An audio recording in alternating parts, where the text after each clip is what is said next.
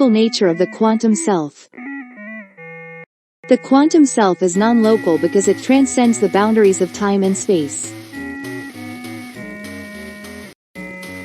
In quantum physics, non-locality refers to the phenomenon where particles that are entangled can instantaneously affect each other, regardless of the distance separating them. This principle can be applied to consciousness, suggesting that our true self is interconnected with the entire universe. The quantum self experiences reality from a unified perspective, where all distinctions and separations dissolve. This state of consciousness is characterized by a deep sense of interconnectedness and oneness with all that exists. It is a state where the ego's boundaries are transcended, allowing for a direct experience of the fundamental unity of all things.